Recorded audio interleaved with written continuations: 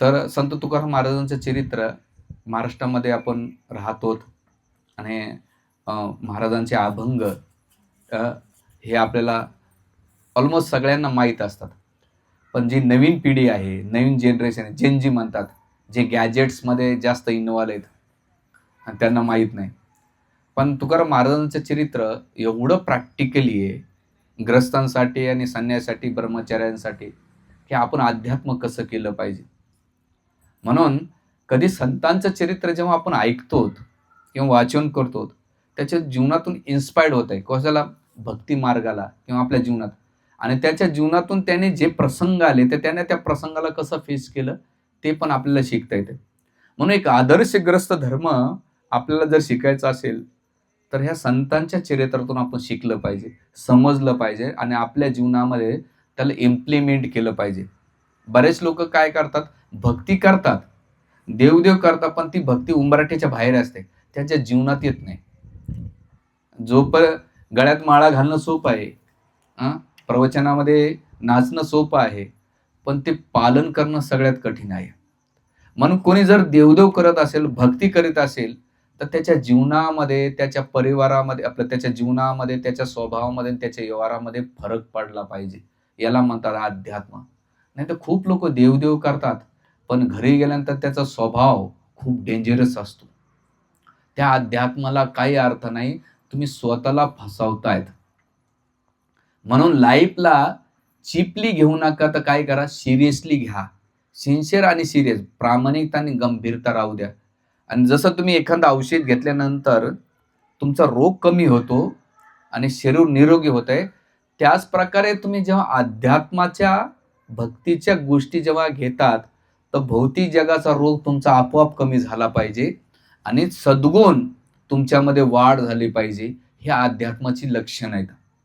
आणि तुकाराम महाराज त्यांच्या अभंगातून जेव्हा आपण अभ्यास करू आणि त्याला समजून घेऊ, निश्चित आपल्याला ते बदल घडला पाहिजे. नाहीतर तुम्ही किती वर्षे भक्ती मंदिरात येतात, किती कीर्तन प्रवचन ऐकतात, याला महत्व नाही. तुमच्या जीवनात किती बदल घडतो हे महत्वाचं आहे. तर अशा प्रकारे हे अध्यात्माचं इम्पॉर्टंट आहे. जड जात आहे का? नाही ना? हा. म्हणून किती हे आपल्याला शिकणं महत्वाचं आहे. तर अशा प्रकारे संत तुकाराम महाराजांचं चरित्र आपण आज पाहूया. तर तुकाराम महाराजांचं जीवन कशासाठी आलेले, ते कोण आहेत आणि का बरं आलेले, आणि त्यांचा मेन उद्देश काय, ते आजच्या प्रवचनामध्ये विशेष करून तुकाराम महाराजांचे जे पूर्वज आहेत, ईशंबर बुवा, अम्माई आणि त्यांचे पूर्वजांची थोडक्यात आपण कथा पाहूया. आणि उद्या तुकाराम महाराजांचं जीवन, कसं त्यांचा जन्म होतो आणि त्यांच्या जीवनात काय काय संघर्ष येतात, त्याची चर्चा आपण उद्या येणाऱ्या 2 दिवस, ॲक्च्युली हा जो सिरीज आहे, ही कथा आहे, ती 3 दिवसात कधीच कंप्लीट होत नाही. ऑलमोस्ट मी बघेन बुधवारचा दिवस, तुम्ही जर उत्साह असेल तर आपण कंटिन्यू करू, नसेल तर हरे कृष्णा, हरी बोल. तर तुकाराम महाराज एक अभंगामध्ये म्हणतात की मी इथं कशासाठी आलेलो आहे, धर्माचे पाळन करणे पाखंड खंडन, हेच आम्हा करणे काम, बीज वाढवावे नाम, तीक्ष्ण उत्तरे हाती घेऊन बाण फिरे, नाही भीड मार तुका म्हणे सान थोर. काय क्लिअर करतात तुकाराम महाराज. काय म्हणतात, धर्माचं पाळन करणे पाखंड खंडन. धर्म, आता धर्म म्हणजे काय, धर्म म्हणजे भगवद्गीतेमध्ये भगवंत धर्माची व्याख्या करतात. गीतेच्या 4थ्या अध्यायामध्ये धर्म अर्थ आहे, मी धर्माची स्थापना करा येतो. आणि 18व्या अध्यायामध्ये भगवंत म्हणतात सर्व धर्मांपरित्यज्य मामेकम शरणं व्रज अहम तम सर्व पापेभ्यो मोक्षामि मा शुचे. सर्व धर्माचा त्याग कर आणि मला शरण ये, मी तुला सर्व पापातून मुक्त करतो. मग याला कसं समजायचं, इथं धर्म स्थापन करायचा नाही, तर म्हणतात सगळं सोडून ये. तर धर्म भगवंत स्थापन म्हणजे जे भगवंताने जे दिलेले तत्व आहेत, भगवंताकडे जाणारे, भगवंताकडे आकर्षित होणारे तत्व आहेत, त्या तत्वाला स्थापन करण्यासाठी भगवंत येतात. आणि 18व्या अध्यायामध्ये जे सोकॉल तथाकथित आपण स्त्री धर्म, पुरुष धर्म, मी ह्या जाती पंथाचा आहे, ह्या वर्णाचा आहे, मी श्रीमंत, गरीब, काळा, गोरा, ज्ञानी, जे बॉडीली धर्म आपण धरून ठेवलेले येतं, ज्या धर्मामुळे मला अहंकार येतो, अभिमान येतो, ते भगवंत म्हणतात सो कॉल धर्माला तू त्याग कर आणि धर्म म्हणजे मला जाणणाऱ्या तत्वाला तू काय कर, पालन कर. आणि ते तत्व काय, भगवंत. धर्मं तू साक्षात भगवत परिणित. तुम्ही जे धर्म पालन करताय ते भगवंताकडे घेऊन जाते का? आपल्याकडे धर्म म्हणजे काय, हिंदू, मुस्लिम, शीख, ईसाई, कोळी, माळी, ब्राह्मण, मराठा, कुंभार, चंबार याच्यामध्ये अटकलेले. तो धर्म नव्हे. धर्म म्हणजे भगवंताच्या प्रती कसं प्रेम केलं पाहिजे त्याला धर्म म्हटलं जाते. साखरेचा गुणधर्म मीठ खारटपणा देणं, साखरेचा गुणधर्म गोडपणा देणं, मिठाचा गुणधर्म खारटपणा देणं, पाण्याचा धर्म काय, द्रवित असणं. जर मीठ उद्या गोड लागायला लागलं तर त्याला धर्म नाही. साखर जर कडू लागत असेल तर त्यांच्या धर्मानुसार ते स्वभाव देतात. त्याच प्रकारे आपलं जिवेर स्वरूप आहे कृष्णेरे नित्यदास. भगवंताकडे ते धर्म घेऊन गेला पाहिजे, त्याला धर्म म्हटलं जातं. आणि वेदांमध्ये काय, वेदो हि ते धर्म. वेद काय करतो, धर्माकडे घेऊन, तो धर्म भगवंताकडे घेऊन जातो. म्हणून अध्यात्म करताना, भक्ती करताना आपल्याला 3 गोष्टी महत्वाच्या असल्या पाहिजे.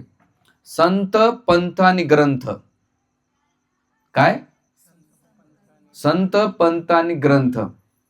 तुम्हाला जे संत भगवंताकडे घेऊन जातात ते संत आहेत. साधू, साधू म्हणजे तुम्हाला वाटतं भगवे कपडे घातलेले, दाढी वाढवली, शेंडा वाढवलेला, एकदम आज इस्कॉनवाले तर नाकाच्या शेंड्यापासून इकडे तिलक लावतात. नाही, साधना करून साध्याकडे जातो त्याला साधू असं म्हटलं. मग ती कोणी माताजी असू शकेल, कोणी प्रभूजी असू शकेल. संत साध्य. पंथ, पंथ म्हणजे जे पंथ भगवंताकडे. काही पंथ असे आहेत की ते भगवंत सोडून व्यक्ती पूजा करून घेतात. असे भरपूर पंथ आहेत, त्याच्यावर आपल्याला टीका नाही करायचं, कोणाचे नाव घ्यायचे नाही. ज्या पंथाला तुम्ही भगवंताकडे घेऊन जातात का, ती परंपरा घेऊन जातात, ते पंथ महत्वाचे. आणि ग्रंथ, ग्रंथ कोण, तुकाराम महाराज काय म्हणतात, गीता भागवत करते श्रवण, अखंड चिंतन विठोबाचे. 2 ग्रंथ सांगितलेले, गीता आणि भागवत. माझं चरित्र, तुमचं चरित्र पारायण नाही सांगितलेले, हे 2 ग्रंथ वाचायला सांगितलेले. म्हणून ते धर्म, ते ग्रंथ काय करतात, भगवंताकडे घेऊन जातात. आणि त्याच्यामध्ये तुमचे सिद्धांत आणि भगवंताच्या प्रती प्रेम कसं विकसित करायचं याचं तत्व दिलेलं आहे. म्हणून संत, पंथ आणि ग्रंथ हे आपल्या भक्ती मार्गामध्ये, जसं इस्कॉनमध्ये त्याला सांगतात गुरु, साधू, शास्त्र, तसंच संत, पंथ हे भगवंताकडे घेऊन जातात, त्याला धर्म म्हटलं जातं. ते जर भगवंतापासून दूर घेऊन जात असेल तर त्याचा आपण त्याग केला पाहिजे. आणि तुकाराम महाराज इथे काय म्हणतात, धर्माचे पाळण करणे खंड पाखंड करणे, काय, पाखंड खंडन. जेव्हा तुम्ही धर्म पालन करता तर तुम्हाला पाखंड कळेल. आणि पाखंड काय, की जे धर्माच्या नावानं आपण काय करतो, चुकीचे कार्य करतो, जे भगवंतापासून दूर घेऊन जात. आणि पाखंड हे आपल्या जीवनामध्ये, आपण तत्वामध्ये नाही का धर्मामध्ये त्याला घुसवाडून देतो. बघा ना कसं आहे धर्माचं पाखंड. 1 महिना श्रावण, बाकी महिने रावण. 1 महिना आणि बाकी महिने. 1 महिना तुम्ही कोंबड्या नाही खाल्ल्या तर देव प्रसन्न होईल का? तुम्हाला वाटतं मी 1 महिन्याला उपास, कोणता देवावर उपकार केला तू? म्हणजे एक महिना नॉनव्हेज श्रावण मध्ये सोडलं, ठीक आहे, चांगली गोष्ट आहे, पण तू किती फसवतोय. लोक म्हणतात 9 दिवस दुर्गा दुर्गा आणि 11व्या दिवस मध्ये लाव मुर्गा. काय 11 दिवशी हे दीप अमावस्याला गटर अमावस्या करून टाकली. आपण धर्माच्या नावानं पाखंड केले. आणि हे नवरात्रामध्ये दांड्या खेळणं, आपले सण म्हणजे काय झालेत, पाखंड. गणपती समोर पिक्चरचे गाणे नाचणं. नवरात्र कोणता सण आपल्या धार्मिक अधिष्ठान आहे, भगवंताचा विचार करा. तुम्हाला समोर सगळं दिसतंय पण तुम्ही डोळे पाहून बंद करून हे सगळं बघतायत. तरुण पिढी नाचत राहते. आता मी एका हनुमान जयंतीच्या कार्यक्रमाला गेलो होतो आणि तिथं हनुमानजीची मोठी मूर्ती होती. विषय डायव्हर्ट होता पण हे महत्वाचं आहे. हनुमानजीची जयंती तर गाणे काय लागले, शिल्या की जवानी, शांताबाई. अरे म्हणलं हनुमान राय जर खाली उतरला ना एकेकाला उचलून आदळते की नालायक नाही का, दारू पिऊन नाचता गणपती. काय झालंय, धर्माच्या नावानं पाखंड चालू आहे. आणि ते पाखंड तर कोणी थांबवायला तयार नाहीये. सगळेजण डोळे बंद करू नये. दुसऱ्याच्या धर्मामध्ये वाजवलं जात नाही, केलं जात. आपल्याकडे तमाशा मांडलाय. दीपावली घ्या, नवरात्र घ्या, सगळ्यामध्ये भगवंताचं केंद्रबिंदू. त्या दिवशी त्यांनी काय, ते सण का होता, ते काय केलं पाहिजे याचा इतिहास आहे, त्याची साधना आहे, त्याची सेवा दिलेली आहे. आपण ते करत नाहीयेत. म्हणून तुकाराम महाराज म्हणतात करे पाखंड खंडन, पाखडचं खंड करा. आणि जो धर्म पालन करतो ना, तो पाखंड त्याला कधी सहन होत नाही. कधी कधी मी खूप कडक प्रवचन करीत असतो, लोकांचे रिप्लाय भयंकर येतात आणि त्याच्यामुळे मी टाळत असतो. जरी तुम्हाला चुकीचं दिसत असेल तरी तुम्ही गप राहा. आणि आजकाल सोशल आग्नेला बंद करू शकता, पण सोशल मीडियावाले तुमची कधी बँड वाजवते भरोसाच नाही. पाखंड खंडन. म्हणून तुम्ही व्यक्तिगत जीवनामध्ये तुम्ही किती लोक हे महत्वाचं नाही, तुम्ही किती क्वालिटी धर्माला पालन करा. तुम्ही जर आज संस्कृतीला फॉलो केलं, संस्कार जर केले तर संस्कृती टिकल. आजचं कल्चर हे तुमचं फ्युचर असेल. आजचं कल्चर हे तुमचं बॅड कल्चर असेल तर तुमचं फ्युचर बॅड आहे. आणि तुमचं कल्चर चांगलं असेल तर फ्युचर चांगलं आहे. म्हणून आपल्या व्यक्तिगत लोकांना बदलण्याचा प्रयत्न नका करू. व्यक्तिगत जीवनात त्याला पालन करा की मी धर्माचं कसं, आणि धर्माची शुद्धता, धर्म रक्षित इथे रक्षित. तुम्ही धर्माचं रक्षण केलं तर धर्म तुमचं रक्षण करतो. म्हणून तुकाराम महाराज काय म्हणतात, करणे पाखंड खंडने. आणि ते खंडन केल्यानंतर काय झालं पाहिजे, सेकंड लाईन काय, हेची आम्हा करणे काम, आमचं हेच काम आहे काय, बीज वाढवाय नाही. लोकांनी भगवंताचं नाव घेतलं पाहिजे. काय केलं पाहिजे, भगवंताचं. तुम्ही जर खूप मोठे कार्यक्रम करता आणि तुम्हाला जर भगवंताचं नाव येत नसेल, त्या कार्यक्रमाला काही अर्थ नाही. पुढारी नाही का मोठा कार्यक्रम करून जाते, बाबा लोक पाकिट घेऊन जाते, कार्यकर्ते खाऊन निघून जाते. कोणाच्या जीवनात काय फरक पडला, काय व्यवहारामध्ये नाही फरक पडला. नाम वाढवलं पाहिजे. बाबा तू कोणता तरी जप कर, रामकृष्ण हरी कर, गोविंद गोपाल कर, श्रीराम जयराम कर, हरे कृष्णा कर, काहीतरी कर. हे भक्तीचं. म्हणून नाम आमचं काय, बीज वाढवाय ना. लोकांच्या हृदयामध्ये नाम वाढवलं पाहिजे, नाम जप केला पाहिजे. आणि मग पुढे तो का, मग त्या नाम करण्यासाठी आम्ही काय करू, तीक्ष्ण उतारे हाती घेऊन ये बाणे फेरे. त्यासाठी आम्ही तीक्ष्ण बोलू. आणि तुकाराम महाराजांचे अभंग वाचताना तुम्ही, काही लोक निवडक अभंगावर देतात पण भयंकर शिव्या घातलेल्या आहेत महाराजांनी. कारण की कलियुगातल्या लोकांना जोपर्यंत कडवट बोलल्याशिवाय ती सुधरत नाही. मी ती अभंग येणार नाही, पण इथे काय सांगतात, बाण घेऊन फिरतात आणि ते भीडभाड बघत नाहीत. काय म्हणतात, नाही भीड मार तुका म्हणे सान थोर. ते काही आजकाल महाराज लोक किंवा बाबा लोक पाकिट कमी होईल म्हणून बोलत नाहीत. तू गोड मी गोड. हा, तुमचं गुणगान केलं. तुकाराम महाराज अभंगामध्ये म्हणतात की पांडुरंग विना ब्रह्महत्या समान. मी पांडुरंगाला सोडून दुसरं गुणगान केलं तर ब्रह्महत्या समान आहे. आणि आजकाल सगळं तोंड चोपडे आहेत, तू गोड मी गोड. नाही, साधूचं काम आणि डॉक्टरचं काम आहे. डॉक्टरला वाटलं पेशंटला इंजेक्शन देऊन याचा ऑपरेशन करायची गरज, त्यानं डॉक्टरने केलं. आणि साधूचं काम आहे. साधू जर कानकोंडा झाला, काय म्हणतात तिकडं, कानकोंड्याला काय म्हणतात तिकडं, कानकोंडा कळालं ना तुम्हाला, पैशाचा कानकोंडा मेंदा म्हणतात वाटतं तुमच्याकडे. हा, क्लिक झालं बुवा तुम्हाला. मला शिकावं लागेल साताऱ्याची भाषा, तेव्हा तो बोलू शकत नाही. म्हणून तुकाराम महाराज अशा लोकांच्या बाबतीत कसं करतात, लोकासांगे ब्रह्मज्ञान. लोकासांगे ब्रह्म जन कापतो लोकाची मान. ज्ञान सांगतो जनासी, अनुभव नाही आपणासी. कथा करतो देवाची, अंतराशा बहुलोभाची. तुका म्हणे तोच वेडा, त्याचे हाणून थोबाड फोडा. कडक अभंग आहे. काय, लोकासांगे ब्रह्मज्ञान. ज्ञान सांगतो जनासी पण अनुभव नाही आपणाशी. कथा करतो देवाची पण अंतराशा बहुलोभ, मला पाकिट किती भेटेल, तुका म्हणे तोच वेडा आहे. नाही, आपलं काम आहे वेद अनंत बोलीला, अर्थ इतकाच साधिला. विठोबाची शरण जावे, निष्ठा नाम घ्यावे. वेद खूप काही बोललाय, अर्थ काय साधलेला आहे, विठोबाची शरण जावे, निज निष्ठा नाम घ्यावं, भगवंताचं नाम घ्यावं. तुकाराम महाराजांचे अभंग खूप सरळ आहेत. नाम संकीर्तन साधन पै सोपे, जळतील पापे जन्मांतरीचे. ह्या अभंगाच्या माध्यमातून काय इथं ते म्हणतात. आणि मग हे कनसान थोर आणि दिल्यानंतर पुढे म्हणतात, आम्ही वैकुंठवासी आलो याच कारणाशी. आम्ही कुठं होतो, वैकुंठात होतो, आलो ह्याच कारण आहे. कोण कारण आहे ते म्हणतात की बोलिया जे ऋषी साच भावे वर्तय. जे ऋषी मुनीने सांगितलेले, वेद व्यासानं सांगितलेले, 4 वेद 18 पुराण 108 उपनिषद आहे, तेच मी सांगतोय ऋषीच्या. म्हणून साधूचं काम पोस्टमॅन सारखं असलं पाहिजे. त्यानं माल मसाला नाही मारला पाहिजे. मला काय वाटतंय, तुम्हाला काय वाटतंय, मला मनात जे कचरा भरला. तुमच्या हृदयात भगवंत असेल तर तुम्ही लोकांच्या हृदयामध्ये भगवंत टाकू शकतात. तुमच्या हृदयामध्ये भौतिक इच्छा असेल तर साधकाच्या हृदयामध्ये पण भौतिक इच्छा येते. मग किती लोक कथा कीर्तन ऐकतात, भगवंताचे प्रति प्रेम किंवा आकर्षण का वाढत नाही? कारण ज्याच्याकडून ते ऐकतात त्याच्या जीवनातच भौतिक इच्छा एवढ्या भरलेल्या आहेत, आणि मग तो श्रोता सुद्धा त्या कथेबरोबर त्याची भौतिक इच्छा पण येते. म्हणून जेव्हा वसुदेवच्या हृदयामध्ये भगवंत पहिले मनात गेले, वसुदेवाच्या मनातून देवकीच्या मनात गेले, आणि देवकीच्या हृदयातून भगवंत प्रगट झाले. श्री हरीश्वरी बाबा आपल्या कृष्ण रसायन नामक ग्रंथांमध्ये म्हणतात की गुरुच्या हृदयामध्ये कृष्ण असेल, तो साधकांच्या हृदयामध्ये कृष्ण साधन करेन, आणि साधक जेव्हा साधना करून त्या कृष्णाला हृदयात प्रगट करेन. असं गुरुचं काम आहे. भौतिक इच्छाबद्दल नाही बोललं पाहिजे. ऑलरेडी संसारामध्ये, गावगप्पामध्ये, सासू सुनामध्ये, सामाजिक जीवनामध्ये लय बडबड आहे. गावचं धुण्यामध्ये काही अर्थ नाहीये. म्हणून आपण तुकाराम महाराज जे काय म्हणतात ते केलं पाहिजे, ज्याच्यामुळं, आणि म्हणून बोलिया ऋषी जसं तसं सांगितलं पाहिजे. त्याच्यामध्ये इकडं तिकडं काही नाही.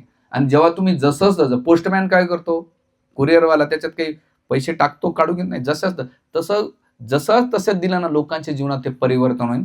आणि मग काय म्हणतात, झाडू संतांचे मार्ग आडराने भरले जग. जे भगवंताकडे जाणारा रस्त्याने झाकल्या गेलाय अधर्मामुळं, चुकीच्या पंथांमुळं, चुकीच्या विचारामुळं, परंपरेमुळं, ते काय म्हणतात, आम्ही झाडू.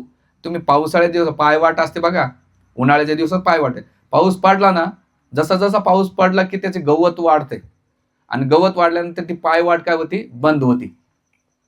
नंतर तुम्हाला, आता तुम्ही खेडेगावच्या, मी पण गावचा आहे, मला शेतात जाताना पायवाट दिसत नाही, पण तुम्हाला ती पायवाट करावं लागते जुनी करून. तसं जे अधर्माकडे भगवंताकडून आडरानाने झाकलेले रस्ते, तर संत येऊन काय करतात. आणि मग इथे उच्चिष्ट भाग शेसू उरले ते शेव, म्हणजे वेदव्यासानं जे दिलंय ते आम्ही काय करू, सेवन करू. आणि मग ते म्हणतात, अर्थ लोपली पुराणे नाश केला शब्द ज्ञाने. पुराणाचा काय केला, अर्थ आणि शब्दाने नाही का लोकांना भ्रमित करतात. ते म्हणतात खा प्या माग करा. जसं मला एक व्यक्ती भेटला होता, तो रेल्वेत, मी मागं प्रवचनामध्ये बोललो, मला का हो तुम्ही गीता वाचली का? आता मी त्याच्याकडे पाहिलं, तो माझ्या पायाकडून वरती पाहिलं. म्हणलं हा बघितली, वाचली. मला शरीर आत्मा वेगळे ना? म्हणलं हो आहे, वेगळी आहे. मला सांगा, मग शरीरानं नॉनव्हेज खाल्लं, दारू पेली, चुकीचे कामं केले, त्याला पाप या जन्मात, पुढच्या जन्मात त्याला का भेटावं पाप? पाप तर शरीरानं केलं, आत्म्याला दंड का? शरीर आत्मा वेगळा आहे ना? हो महाराज. म्हणलं हो बाबा, काय श्लोकाचा अर्थ काढला त्यानं, बघा ना. मग मी त्याला उदाहरण दिलं, रस्त्यानं गाडी जाते, ऍक्सिडेंट झाल्यानंतर लोक काय म्हणतात, गाडीला दगड मारता का ड्रायव्हरला? तू पहिले बाहेर ये, नंतर ड्रायव्हरला. तसंच म्हणलं, शरीराने जरी पाप केले, आत्म्याला त्याचा दंड भेटत असतो. लोकांना काय केलं, शब्दांचा अर्थाचा अनर्थ करून टाकलेला आहे. म्हणून अर्थ लोभली पुराणे, आणि विषय लोभी मने, आणि विषयाने काय लोभ मन झालेले. आणि दुसरं काय, साधनही बुडवली. तुकाराम महाराज म्हणतात की साधना बुडली, साधना कोणीच करत नाही. आणि मग भक्ती पिटू भक्तीचा डोंगरा, कळी काळाचा दराळ. आम्ही भक्तीचा डोंगर पिटू. आणि भक्तीची सुरुवात कशापासून होईल, हरे कृष्णा कृष्णा हरे हरे, हरे राम राम राम. जेव्हा महामंत्र करू, भगवंताचं नाम करू, तर कळी काळाचा दरारा, यमदूत काय करते, घाबरून जाते. म्हणून आपण कंठीमाळा का धारण करतो, की जेव्हा यमदूत बघते की याच्यामध्ये, जसं महानगरपालिकेचे बिना पट्ट्याचे कुत्रे असले की महानगरपालिकेला उचलून घेऊन जाते. जे पट्ट्यावाले असतात त्याला कोणी टच करत नाही. जे तुळशीच्या माळा घालतात यमदूत मध्ये, नको बाबा. जसं मी कॉलेजमध्ये होतो, कॉलेजच्या जीवनातून आलं सांगतो. हा, आमचे मित्र लय आतरंगी होते, मित्र मैत्रिणी सगळेच होते. ते मंगळसूत्र पाहिले, म्हणे अरे याला लायसन आहे, हे बिना लायसनच आहे. तुम्हाला बी अनुभव असेल. हा सगळे मान हलवतात पूर्वी. तसंच मंगळसूत्र म्हणजे काय, भगवंत माझे स्वामी आहेत. आणि तिलक लावणं म्हणजे जसे एखादी स्त्री सिंदूर लावते माथ्यामध्ये, तसंच भगवंत माझे स्वामी आहेत. तर कळी काळाचा दरारा, कळ घाबरतो, हे वैष्णव आहेत. आपण शोपीस म्हणून घालत नाही, तर याच्यासाठी दोन गोष्टीसाठी करतो. एक, आपल्याला स्मरण, आपण डिसिप्लिन मध्ये राहावं म्हणून ते करतो. आणि आपल्यामुळे दुसऱ्यांना स्मरण व्हावं त्यासाठी ते आपण धारण करतो. हा त्याचा मागचा तत्व आहे. तर याच्यावर खूप डिटेल्स आहे. तुका म्हणे करे जे जे कार आनंद आहे. तुका महाराज म्हणतात जे जे कार करा आनंद करा. असं या अभंगावर खूप बोलण्यासारखं आहे. पण आज आपल्याला मेन चरित्राकडे जायचंय. ही झाली थोडक्यात पार्श्वभूमी. म्हणून अभंग याचा डीपली अभ्यास करा. मामासाहेब दांडेकरांची आहे, जोग महाराजांची आहे, नतोसिंग महाराज राजपुतांची आहे. बऱ्याच संतांनी खूप चांगलं वाङ्मय लिहिलं, त्याच्यावर तुम्ही ते वाचन, साखरेबुवांची पण आहे. तर हे संत तुकाराम महाराजांचे चरित्र आहे. तर तुकाराम महाराज ह्या गोष्टीसाठी आले. कशासाठी? पाखंड खंडन करणे आणि नाम जप वाढवण्यासाठी. म्हणून तुकाराम महाराजांच्या चरित्रातून 3 गोष्टी प्रामुख्याने जाणवतात. म्हणून 4900 म्हणजे 5000 अभंगामध्ये 3 गोष्टी प्रामुख्याने: नामरुची, वैष्णव सेवा आणि जीवदया. या 3 गोष्टीवरच केंद्रबिंदूत आहे. कोणती? नामरुची, नामाबद्दल बोललेले आहेत. वैष्णव सेवा, वैष्णवांचे म्हणजे संतांची सेवा कशी करायचं दिलेले. आणि जीवदया, जीवदया म्हणजे काय? जीवांच्या प्रती स्नेह कसा असला पाहिजे. भूता मंडळी, जे भूत जीवात्मा आहे त्यांच्या प्रती प्रेम कसं केलं पाहिजे याचं वर्णन महाराजांच्या अभंगामध्ये येते. तर असे 5000, ऑलमोस्ट 4950 का 60 असे अभंग टोटल. तुम्ही जेव्हा देहूला, किती लोक गेले देहूला? अरे महाराष्ट्रात राहतात, बाकीचे नाही गेले देहूला? जा, फिरा. काही सोबत घेऊन जाणार नाही, कोणी आपले पुतळे बांधणार नाहीत. जा, कोण नाव घेत नाही हो. फिरलं पाहिजे.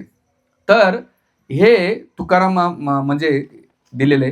तर अशा प्रकारे संत तुकाराम महाराजांचा आज आपण पार्श्वभूमी. तर त्यांचे पूर्वज होते, तुकाराम महाराजांचे पूर्वज होते ईशंबर बुवा. हे 8 पिढ्यापूर्वी येऊन गेलेले आहेत. आणि ईशंबर बुवा जे मूळ पुरुष होते तुकाराम महाराजांचे, आणि हे वैश्य परिवारातून, म्हणजे व्यवसाय करणारे, ते शेती करणारे किंवा दुकान चालवणे, हे त्या परिवारातून आलं. तर त्यांचं नाव होतं मोरी परिवार. आज बी उपनाव मोरे म्हटले जाते. तर हे मूळ पुरुष असल्यामुळं तर सज्जन होते, ब्राह्मणांच्या प्रती, गायीच्या प्रती आणि धार्मिक वृत्तीचे होते. आणि लहानपणापासून भगवान पांडुरंगाच्या प्रती त्याचं अनन्य प्रेम होतं. आणि ईशंबर बुवांची जी आई होती ती ते नेहमी त्यांना प्रेरणा द्यायची की तू पंढरपूरला जा.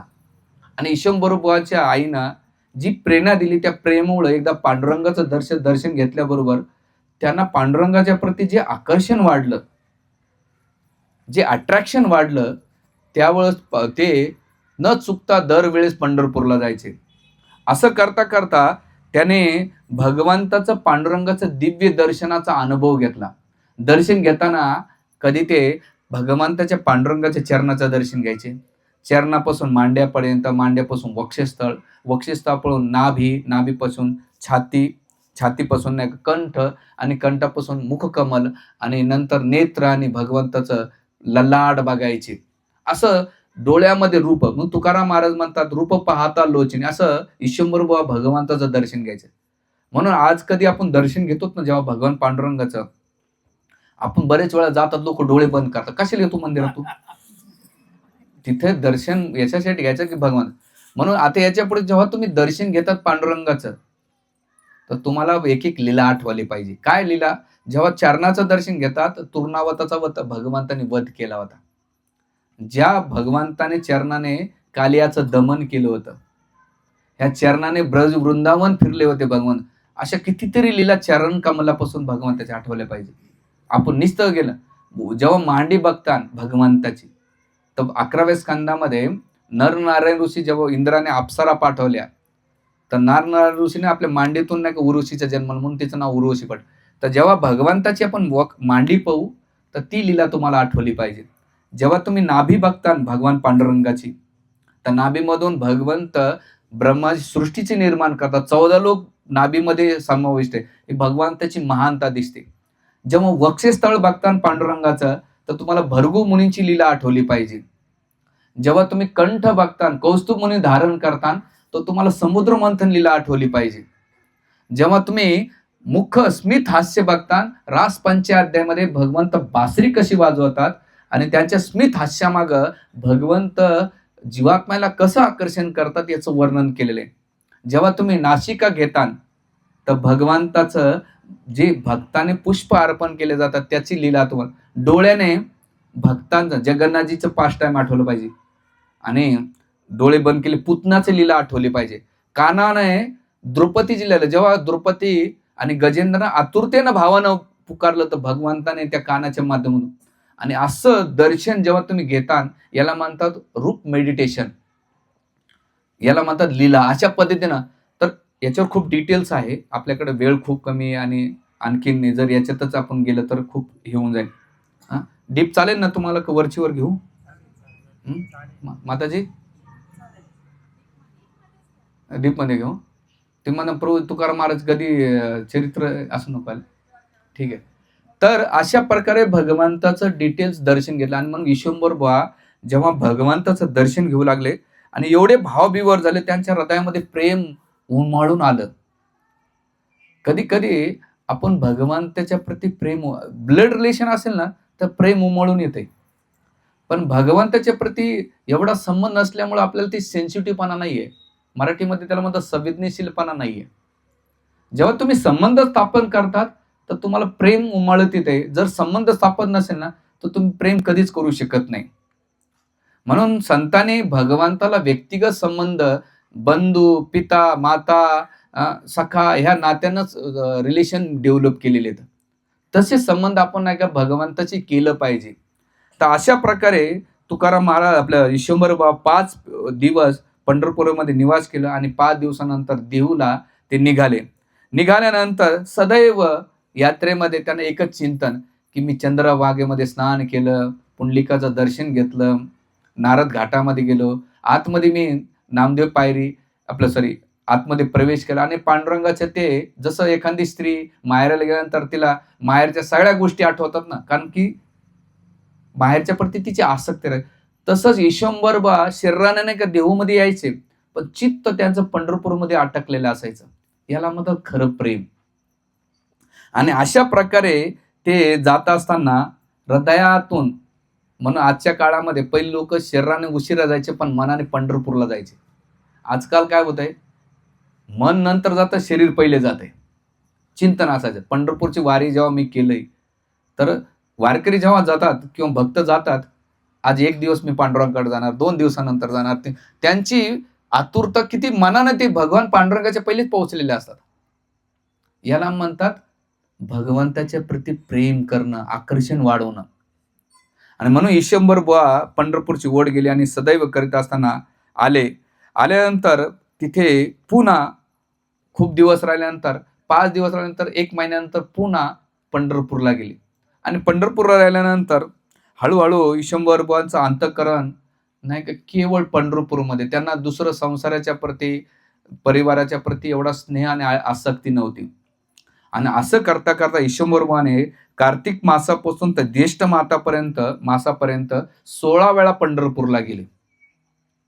मला एकदा असंच मी जगन्नाथपुरी यात्रेला जात होतो, आणि जगन्नाथपुरी यात्रेला जात असताना मला एकानं प्रश्न विचारला होता की का हो तुम्ही इस्कॉनवाले किंवा वारंवार पंढरपूरला का जातात, याला वेगळ्या तीर्थ ठिकाणी.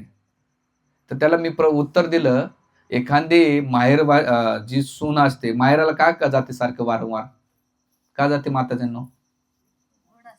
ओढ असते. का बरं? अच्छा, मला एक जण सून म्हटली माझ्या भाऊजाचं सोनं भेटू नये, आपल्या आईचं सोनं भरून मी जाते. नाही हा, माहेरचं जे प्रेम असतं त्यासाठी. तसं संतांचं भगवंताच्या प्रति प्रेम म्हणून वारंवार जातात. आणि अशा म्हणून इथे 16 वेळा गेल्यानंतर विश्वंभर बुवा हे गेल्यानंतर गावचे लोक निंदा करू लागले, कोणी स्तुती करू लागले, काही जण स्तुती करू लागले, अरे विश्वंभर बुवा किती भाग्यवान आहे, वारंवार पंढरपूरला जातात, भगवान पांडुरंगाचं दर्शन घेतात, चंद्रभागेत स्नान करतात, कीर्तन ऐकतात, एवढं तेव्हा काही निंदा करायचे, याला काही कामधंदे नाही म्हणून जातो, याला एवढा जर देवाचा ओढा असेल तर इथं कशाला येतो, कधी संसार करतो, कधी पंढरपूरला जातो. काही म्हणतात याला कामाचा हे कंटाळा आहे म्हणून नका पंढरपूरला जातो. असे दोन्ही निंदा करणारे लोक भेटतात. म्हणून या संसारामध्ये कोणी ह्या जगामध्ये सुटलं नाही, निंदा करणारे नेहमी असणार आहेत. अशा वेळेस निंदा करणारे असतील ते तुम्ही चांगलं करा किंवा वाईट करा, या संसाराचा नियमच आहे. आणि बिन अपॉइंटमेंट केलेले निंदा करतात, क्रिटिसिझम. त्यांना काय आपण फुकट अपॉइंटमेंट केलेलं नसतं, पण बिना ठेका घेतलेलेच निंदा करत बसतात. म्हणून ही निंदा करण्याची जी वृत्ती आहे ना, अतिशय डेंजर आहे. म्हणून भक्ती मार्गामध्ये, वैष्णव तत्वामध्ये निंदा करायची मेंटॅलिटी कमी झाली पाहिजे. भक्ती मार्गात आल्यानंतर फिजिकली येतो, पण ती जे संसारामध्ये, परिवारामध्ये निंदा करायची भावना आहे ना, ती भक्तामध्ये पण येते. इथं आल्यानंतर ते पण चालतात. तर ती कमी झालं पाहिजे. आणि म्हणून निंदा हे राहणार आहे. आणि जेवढी निंदा करेन तुमचं कोणी, तेवढं तुमचं पाप कमी होतं आणि त्या व्यक्तीचा पाप त्याच्या डोक्यावर जाते. आपण निंदा करणं म्हणजे लोकांचं पाप घेणं आणि आपलं पुण्य त्याला देणं. काय? लक्षात आलं तुमच्या? आता तुम्हाला उद्या पाप वाढायचं पुण्य वाढायचं तुम्ही ठरवा. मी काही त्याला सांगत नाही. डीपमध्ये जात नाही. म्हणून निंदा आणि शिवमबरोबरानं काय केलं? दुर्लक्ष केलं. लोकं तुम्हाला, आणि याच्यात चांगलं गोष्ट काय?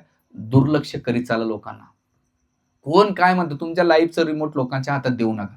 लोकं चांगले म्हणले तुम्ही चांगले, वाईट म्हणले वाईट नाही. लोकांच्या नजरेपेक्षा भगवंताच्या नजरेत कसे येईल हे बघा. काय वाक्य आहे? लोकांच्या नजरेपेक्षा भगवंत. लोक तुमच्याकडे पद असेल, पैसा असेल तर तुमची किंमत करतात. पोझिशन जाऊ द्या, तुम्हाला कोणी विचारत नाही. पण भगवान पांडुरंग तुमचं पोझिशन नाही बघता, तुमच्या हृदयातलं अंतःकरणातली भक्ती पाहून तुमच्यावरती कृपा प्रदान करतात. आणि ईश्वर बुवा हे जात असताना नामस्मरण करायचे, लोक निंदा करायचे, पण हे केल्यानंतर तिथे त्यांना जीवनात अपूर्णता वाटत होती. आणि मग भगवान पांडुरंगाला म्हटले की भगवंता, मी तर तुमचं दर्शन घेतो, तुमच्याप्रती माझं आकर्षण आहे, पण मी गुरु नाही केले. तर त्यावेळेस भगवंत त्यांना दीक्षा देऊन टाकतात, नममंत्र देऊन टाकतात, आणि तेव्हा त्यांच्या जीवनात परिपूर्णता येते. त्यांना तो अनुभव भगवंताच्या प्रती, ती भावना निर्माण होतात. ते सतत रडत असतात, नामस्मरण करत असतात, ते भावविवर ह्या अवस्थेमध्ये जगत असतात. आणि अशा प्रकारे ईश्वर बुवा हळूहळू ते भगवंत त्याच्या स्वप्नात यायचे आणि म्हणायचे, ईश्वर बुवा की तुमच्या भक्तीचा मी खूप ऋणी आहे, तुमच्या भक्तीनं मला जिंकले गेलेले. म्हणून भगवंताला जिंकायचं असेल तर भौतिक वस्तूनं तुम्ही जिंकू शकत नाही. तुमच्याकडे तुम्ही किती पुढारी आहात, तुमच्याकडे किती पैसा आहे, तुमच्याकडे किती शेती आहे, तुम्हाला किती गावचे लोक मानतात, नाही.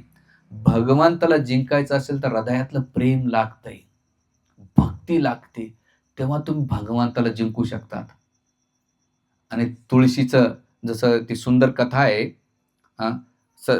सत्यभामाला नेहमी ईर्ष्या असायची रुक्मिणीची, की रुक्मिणी भगवंत नेहमी आधीन का असायचे. नारद मुनी विचारलं काय असं. नारद मुनी म्हटले, काम कर, यज्ञ करा, आणि ते यज्ञामध्ये दान दक्षिणामध्ये मला भगवंत द्या. म्हणे अहो ते देव तर, आणि मग त्या बदल्यामध्ये दानाच्या बदल्यात सोनं द्या. ती मोठी स्टोरी, मला त्याच्यात जायचं नाही. आणि मग एक साईडला भगवंताला बसवलं, एका साईडला सोनं टाकलं, पण ते काही जिंकलं नाही. मग शेवटी रुक्मिणी आली आणि तुळशी पत्र टाकलं, आणि त्या तुळशीच्या पत्रातून भगवंताला जिंकलं. म्हणून इथं सांगायचा कथेचा मुद्दा, मथित अर्थ आहे, भगवंताला तुळशी पत्र जरी दिलं तरी भगवंत तुम्हाला जिंकल्या जातात, जे तुमच्या सोन्या नाण्यानं पदानं जिंकता येत नाही ना. अशा प्रकारे अंतःकरणात भक्तीनं ऋणी झालो आणि म्हणायचे की तू एवढं माझ्याकडे चालत येतोयस आणि माझी भक्ती करतोय, तर त्यावेळेस ईश्वर बाबाला म्हटले, आता मी स्वतः तुझ्याकडे नाही का मी प्रगट होईल. आणि मग भगवंत स्वप्नामध्ये आल्यानंतर म्हणले, अमराई आहे, आज मी तुम्ही जिथं तू पंढरपूरला जे आपल्या याला देहूला जातान, तर त्याच्या मागे एक महादेवाचं मंदिर आहे, आणि त्या मंदिराच्या मागेच आपल्या इंद्रायणीच्या काठालाच, आणि महाराजांचा जो वाडा आहे, मंदिर आहे, त्याच्या मागच महादेवाचं मंदिर आहे. तुम्ही किती लोक गेले असेल तर त्याच्याच बाजूला ते म्हटले, जा तिथे आणि माझं रूप, माझं विग्रह तुला सापडेल. आणि गेल्यानंतर तू विश्वंभर बुवा गेल्यानंतर कोणी खुदळ पावलं, तर काही गावचे लोक म्हणले, अरे येतं मनी वशे स्वप्ने दिशे, काही बडबड करत असतो, देव कुठं असं येतो का. काही लोक म्हणले, नाही चला जाऊया आपण. आणि ज्या ठिकाणी गेले तर बुक्याचा सुगंध आला, तुळशीचा सुगंध आला. आचार्य एक ठिकाणी म्हणतात की ज्यांची भक्ती शुद्ध अवस्थेमध्ये आहे, शुद्ध अंतःकरणाची आहे, ते त्याला तुळशीचा सुगंध येतो, म्हणजे त्याला वैकुंठाचा अनुभव होतो. ज्याचं हृदय मलिनता आहे, ईर्ष्या द्वेषानं भरलेलं आहे, त्याला तुळशी जवळ जाऊन सुद्धा तुळशीचा सुगंध येत नाही. किती लोकांना अनुभव भेटलाय? नाहीत.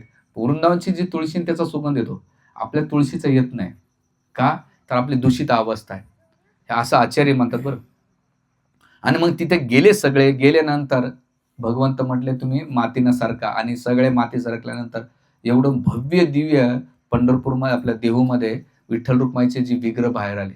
आणि नंतर विश्वंभर पाहून त्यांच्या डोळ्यातून अश्रूच्या धारा वाहू लागल्या, आणि त्या धारून अभिषेक करू लागले. त्यावेळेस हे कोणाचं आहे चिरंजीव? शांत बसवा. तर त्यावेळेस ईशंबरबाने त्या मूर्त्या काढल्या आणि त्यांना पंचगव्याचा अभिषेक केला. अभिषेक केल्यानंतर त्यांची प्राणप्रतिष्ठा केली आणि केल्यानंतर सतत ईशंबरबा पांडुरंगाचं स्मरण करायचे, गुणगान करायचे. त्यावेळेस एक दिवस भगवंत ईशंबरबुवांच्या स्वप्नात आले. म्हटले, ईशंबरबुवा, जे पंढरपूरमध्ये मी जे आहे तेच मी इथं आहे. तुला आता पंढरपूरला जाण्याची गरज नाही. माझा अनुभव इथंच भेटू शकतो आणि इथंच तू भक्ती कर. आणि त्यांच्या भक्तीवर भगवान एवढं प्रसन्न झाले. त्यावेळेस ईशंबरबुवाला म्हटले, काहीतरी वरदान माग माझ्यापासून. तर ईशंबरबुवा म्हटले, भगवान, तर तुम्ही मोठे मला धन भेटलेले आहेत, मला या जगातलं दुसरं कोणतं धन नकोय. नाहीतरी म्हणले माग. त्यावेळेस ईशंबरबुवा 5 गोष्टी मागतात. ते पहिले म्हणतात की मला सदैव तुमच्या प्रेमाच्या प्रेममय सेवेत ठेवा भगवंता. एक क्षण सुद्धा तुमच्यापासून मी दूर नको जायला, एवढी माझ्यावर कृपा करा. ही पहिली प्रार्थना वरदान मागतात. दुसरी म्हणतात की शुद्ध अंतःकरणात वैष्णव साधूच्या संगतीमध्ये सदैव मला ठेवा. कारण की मी जेव्हा तुमच्यापासून दूर जातो आणि भौतिक संसारामध्ये पडतो, तर भौतिक संसारामुळे माझं चित्त भौतिक गोष्टीमध्ये लिप्त होते. पण जेव्हा तुमचे साधू संत वैष्णव येतात, साधू संगत वैष्णवामध्ये तुमचं मला स्मरण होते. म्हणून नेहमीच सदैव. आणि म्हणून ध्रुव महाराज, प्रल्हाद महाराज सुद्धा संतांच्या माऊली पुन्हा म्हणतात, संतांच्या संगती तोच मनोमार्ग गती. संतांच्या संगतीत राहिलं पाहिजे. जसं राजकारणी लोकांना राजकारणात पुढे जायचं तर तो राजकारणाचा संघ करतो. ज्यांना बिझनेस करायचा असेल, बिझनेस लोकांचा संघ करतात. ज्यांना चॅरिटेबल ट्रस्ट किंवा सोशल वर्क करायचं तर सोशल लोकांच्या असोसिएशनमध्ये राहतात. तसं तुम्हाला भगवंताला प्राप्त करायचं असेल तर भगवत भक्तीमध्ये राहणं महत्वाचं आहे. कारण ते भगवत चेतनेला तुम्हाला नेहमी प्रेरित करतात, भगवत भक्तीला भावनेला इन्स्पायर्ड करत असतात. म्हणून तुम्ही भौतिक संसारातला बघितलं असेल, इथे तुम्ही भक्ती करा आणि जसं बाहेरच्या लोकात जा, तर तुम्ही जे काही ऐकलं लगेच त्यांच्या स्वभाव सोबत राहिल्यानंतर लगेच त्याचा प्रभाव जाणवतो. पण सतत भक्त म्हणून काही काय तुम्ही जप करा नका करू, सत्संगाला येऊन बसा. कदाचित पांडुरंगाचं गौरवने त्याचं लक्ष आहे. जसं तुमच्यातला एखादा शुद्ध भक्त असेल, पण त्या शुद्ध भक्ताबरोबर त्याच्याकडे त्याच्या बाजूला भक्ताकडे सुद्धा भगवंत नजर आहे. म्हणून नेहमी सांगत असतो की पंढरपूरला जाताना त्या माऊली तुळशी का घेऊन जातात? कारण त्यांना माहित आहे पांडुरंगाचं लक्ष तुळशीवर जाईन, तुळशी बरोबर आमच्याकडे लक्ष जाईन, म्हणून माऊली तुळशी घेऊन जातात. तसंच आपण आपल्या जीवनामध्ये भगवत भक्तांना सोबत ठेवलं पाहिजे, भक्तांच्या संगत राहिलं पाहिजे. त्याच्यामध्ये जाऊन कोणाचे दोष नाही पाहिले पाहिजे, चुका नाही. जेवढं त्याच्यामध्ये दोष आहे तेवढं आपल्यामध्ये पण आहे. याच्यावर खूप बोलण्यासारखं आहे. सांगायचा मुद्दा असा आहे की जेवढं तुम्हाला संग करता येईल तेवढी तुमच्या भक्तीमध्ये प्रगती होईल. आणि ईशंबरोमाने हे दुसरं मागितलं. तिसरं म्हणतात की माझ्या वंश परंपरेत येणाऱ्या सर्वांना आपल्या चरणाची भक्ती दे. हे तिसरं वरदान ईशंबरोमा मागतात. चौथं मागतात की आपल्या दर्शनाने सर्व बद्ध जीवांचा उद्धार करा, की तुम्ही हे दर्शन देत राहा. म्हणून भगवान पांडुरंग कमरेवर का देऊन राहतात? याचं एकमेव कारण असं आहे की अरे मायबापांनो, हा भवसागर नाही का कमरे इतकाच आहे.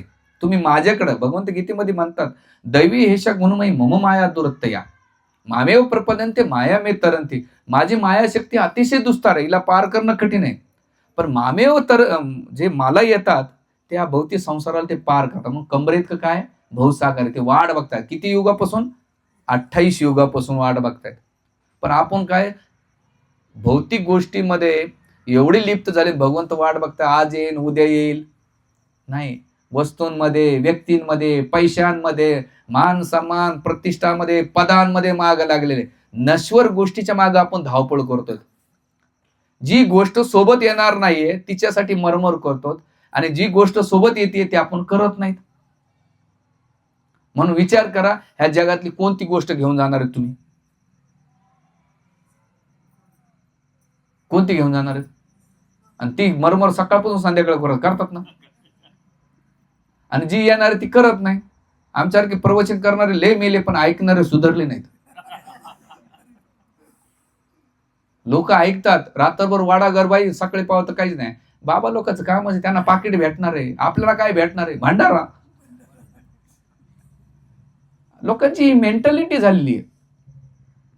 म्हणून इथे तुका भगवंताच्या मी कधी पांडुरंगावर मी खूप कमरेत का काय, एका हातामध्ये कमळ आहे, दुसऱ्या हातात शंख आहेत. कमळ म्हणतात की अरे ये बाबा, रस्सी आहे.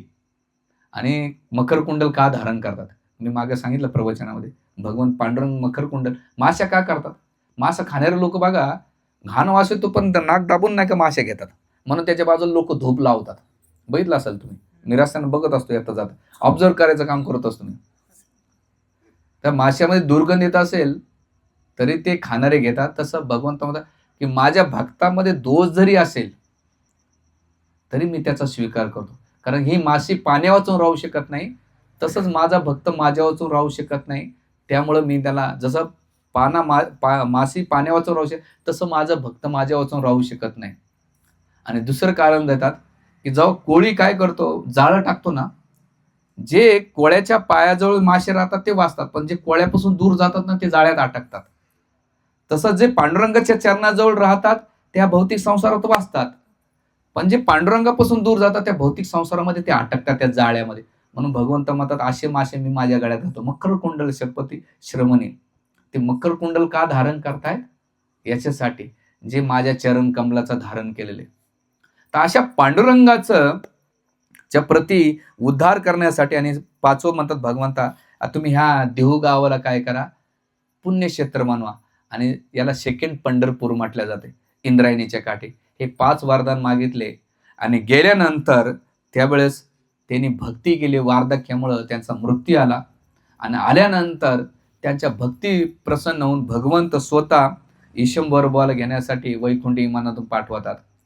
आणि पाठवल्यानंतर तिथे ते देहत्याग करतात आणि वैकुंठ विमान निघून जातात. पण जाताना पांडुरंगाला म्हणतात, पांडुरंगा माझ्या पत्नी आणि मुलाची काळजी घे. एक गोष्टीची घे काळजी की हे सतत तुझ्या सेवेत राहावं असं लग्न राहण्यासाठी. आणि म्हणून ईशंभरबुवा निघून गेले. आचार्य आपल्या टीकेमध्ये आणि ग्रंथांमध्ये वर्णन करतात, जीवनभर जर तुम्ही प्रामाणिक भक्ती केली, नाम जप केला, ग्रंथ वाचले, तीर्थयात्रा केल्या आणि उतरत्या काळामध्ये तुम्हाला भगवंताचं स्मरण नाही झालं तर चिंता करू नका. कारण का की भगवंत स्वतः त्या भक्ताला घेऊन जातात. म्हणून वराह पुराणमध्ये एक सुंदर श्लोक आहे. आपल्याला कधी कधी असं वाटतं ना की अरे मी एवढी भक्ती केल्यानंतर शेवटी स्मरण येईल का नाही, भगवंत आठवतील का नाही. पण त्याची काळजी कर. कोणाच्या घरात यायचं नाही यायचं त्याचा ओनर ठरवतो ना, त्याचा मालक ठरवत असतो. कोणी घर तसं वैकुंठात कोणाला घ्यायचं नाही घ्यायचं ते ठरवतात. त्याने ठरवलं, याने थोडीशी भक्ती केली, चल याला घेऊन जाऊ द्या. आणि त्याने नाही ठरवलं याला घेऊनच जायचं नाही, तो कोणी बळजबरी घुसू शकत नाही. जसे चतुर्स कुमार होते, आतमध्ये घुसवतो, जय विजय म्हटलं तुम्ही जाऊ शकत नाही, ब्रा बाहेर. आणि मग त्याच्या जय विजयाचा प्रसंग घडला. म्हणून इथे वराह पुराणमध्ये आपलं भगवान वरादेव पृथ्वी मातेला म्हणतात. एक सुंदर श्लोकामध्ये ते म्हणतात, वाताबी दोषेन मदभक्ते माम न स्मरेत अहम स्मरामी मदभक्त्या नैमी परमाम गती. अगं पृथ्वी वातो दोषानं मद भक्त्या, एखादा वात दोषाने कप वात पित्तानं एखादा भक्त माम स्मरण माझं स्मरण नाही करू शकला तर हरकत नाही, पण अहम स्मरामी भद भक्ता, मी त्या भक्ताचं स्मरण करतो आणि काय नामी परमागती, त्या भक्ताला मी स्वतः वैकुंठात घेऊन जातो. पण याच्यामध्ये सगळ्यात महत्वाची गोष्ट म्हणजे तुमची प्रामाणिकता आणि तुमची गंभीरता. प्रामाणिकता कशाची? जे तत्वाच्या प्रती आणि गंभीरता म्हणजे साधण्याच्या प्रती. साधना जेव्हा तुम्ही गंभीरतेने करता, प्रामाणिक करता, भगवंत तुमची प्रामाणिकता आणि गंभीरता पाहून वैकुंठाला घेऊन जाते. तर भगवंत स्वतः भक्ताचं उदाहरण वरादेव पृथ्वी माताला हे आश्वासन देतात आणि विश्वंभरबाला स्वतः भगवंतान पाठवलेले. त्याची चिंता करू नका, तुम्ही तुमची भक्ती करा. आणि त्या अशा वेळेस झाल्यानंतर याच्यामध्ये खूप मी श्लोक आणले होते. आणि मग केल्यानंतर त्यावेळेस विश्वंभरबाची जी पत्नी होती आमाई, ती पतीच्या चरणागचा अनुभव करून विठ्ठल रुक्माईची खूप प्रेमाने सेवा करू लागली. आणि सेवा करीत असताना हळूहळू तिच्या भौतिक संसाराची उदासी वाढू लागली आणि हरिभजनामध्ये, नामस्मरणामध्ये आणि भव्य सेवामध्ये तिचा नाही का उत्कर्ष वाढत होता.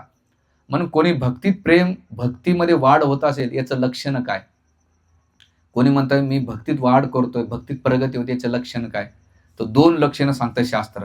एक म्हणजे तुमच्या वाईट सवयी आपोआप कमी होतात आणि दुसरी गोष्ट, चांगल्या सद्गुण तुमच्यामध्ये वाढतात.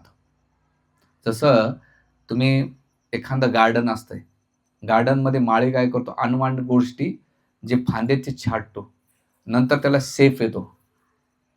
तसं तुम्ही भक्ती केल्यानंतर अनवॉन्टेड गोष्टी आपोआप छाटल्या जातात आणि मग ते सेप सुंदर सेप येतो. म्हणून आपल्याकडे पाणी तीर्थ कधी बनतंय? जेव्हा ते भगवंताच्या संपर्क आल्यानं तीर्थमध्ये. अन्न भगवंताला भोग लावलं की प्रसाद बनतो. व्यक्ती भक्ताच्या संगत आला, भगवंताच्या संपर्कात तर तो साधू बनतो. ती जमीन असते, पण भगवंताच्या संपर्कात आल्यानंतर ते धाम किंवा तीर्थक्षेत्र बनतंय. केवळ तुम्हाला काय करायचंय? संबंध जोडायचा भगवंताशी. आणि संबंध जोडल्यानंतर आपोआप त्याच्याबरोबर आपली शुद्धता आणि प्युरिटी वाढत राहते आणि इथे भगवान आणि म्हणून असं हळू-हळू पहिली गोष्ट संसाराच्या वाईट सवयीपासून चांगल्या सवयीकडे जाते. भौतिक संसाराच्या प्रती डिटॅचमेंट वाढत जाते, अनासक्त होते आणि भगवंताच्या प्रती प्रेम वाढते. हे भक्तीच्या प्रगतीचे लक्षण आहेत. भक्ती करून जर तुम्हाला तुमच्या स्वभावामध्ये, व्यवहारामध्ये फरक पडत नसेल, तर कुठंतरी तुमचे गडबड आहे. तो स्वतःला कुठेतरी पारख करणं गरजेचं आहे. हे संतांचं आणि ग्रंथांचं मत आहे. हे मी जस्ट प्रेझेंट करतोय. हरे कृष्णा हरे हरे, हरे राम राम राम हरे. कंटाळले काय तुम्ही?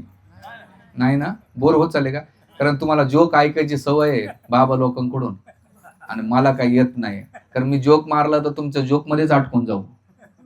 हा, जसं एक म्हातारी सांगून टाकतो, जाऊ दे आता. अशी समोर बसली कथेला आणि बसल्यानंतर जोरदार रडू लागली. बाबाला वाटलं मी असा कोणता मार्मिक प्रसंग आला की म्हातारी रोजच रडती. 1 दिवस झालं, 5 दिवस झाले भागवत कथेला. जसं मी कथा चालू केली की जसे म्हातारी जोरदार ओरडते. काय कारण असेल? 6व्या दिवशी बाबाला रावलं नाही म्हणे, का हो आजी, तुम्ही एवढं जोरदार का रडतायत? कोणता मर्म आणि कोणता प्रसंग तुम्हाला एवढा जाणवला? म्हणजे कोणता मर्म आणि कोणता प्रसंग? मग रडतात का? म्हणजे जसं तुमची दाढी पागल्यानंतर माझ्या बोकड्याची आठवण येते, ते बोकडं माझं हरवलं म्हणून मला रडू येत आहे.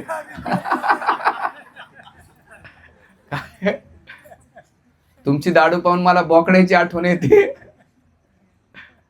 तसं कथेमध्ये लोक कोणाला कशाचं पडलेलं असतं. कोणी म्हणते प्रसाद कधी संपेल, कोणी म्हणते कीर्तन काय, वेगवेगळ्या मूडमध्ये असतात. तर अशा प्रकारे इथे जे अमाई होती, हळूहळू तिच्यामध्ये ती भावना वाढत होती आणि मग भगवंताला ती म्हटली की भगवंता, तुम्ही जसं ईशंबर बुवाच्या तसं मला भौतिक संसारामधले काही नकोय भगवंता. आणि मग आमाईचं प्रेम वाढत गेल्यानंतर हळूहळू आमाईची जी भक्ती होती ती एकदम पराकाष्ठ अवस्थेमध्ये गेली होती, ईशंबरवाची पत्नी आमाई. आणि केल्यानंतर भले अनासक्ती नव्हती, पण भगवंत काय करतात, गीतेमध्ये म्हणतात, अनन्य चिंतयंतो माम ये जना परिउपासते तेषाभियुक्तानां योगक्षमी वाहमो. या सुंदर श्लोकामध्ये भगवंत काय म्हणतात, जो अनन्य भावाने भक्ती करतो ना, उपासना करतो, त्याच्याकडे जे आहे त्याचं मी रक्षण करतो आणि जे नाही आहे ते मी त्याला देतो. तसं आमाईमध्ये हळूहळू भक्ती केल्यानंतर तिच्या जीवनामध्ये भौतिक प्रगती वाढत गेली आणि तिचे 2 मुलं होते, मुकुंद आणि हरी. हळूहळू ऐश्वर्य भेटत गेलं. म्हणून भगवत भक्ती करीत असताना भगवंत देतात बरं. आणि जे नामाप्रवृत्त जप करतात ना, त्यांना त्यांची भौतिक प्रगती वाढते. ज्याची भौतिक प्रगती तर नामाप्रवृत्त जप चालू आहे. दुसरी स्टेप आहे नामाभास, त्यांना मुक्ती प्राप्त होते. आणि जो शुद्ध नाम करतो त्याला भगवत प्राप्ती होते. तर अशा प्रकारे आमाई तिची भौतिक उन्नती गेल्यानंतर हळूहळू प्रपंचामध्ये तिची बुद्धी वाढत गेली आणि भगवंत देतात बरं. आणि दिल्यानंतर जर आपण भगवंतापासून दूर जात असेल तर ही बाधा समजायची. सुदामाला भगवंतानं ऐश्वर्य का दिलं, तर सुदामामध्ये आचार्य श्रीधर स्वामी टीकेमध्ये वर्णन करतात, सुदामाला गरिबीचा अहंकार होता. कशाचा अहंकार होता? या जगात माझ्यासारखं गरीब कोणीच नाही. भगवंत म्हटले एवढं धन देईन की तुझा अहंकारच नष्ट झाला पाहिजे. भगवंत कोणाचा धन काढून अहंकार घेतात, धन काढून अहंकार नष्ट करतात. आणि काही भक्तामध्ये त्या गोष्टीचा अहंकार असेल तर धन देऊन त्याचा अहंकार नष्ट करतात.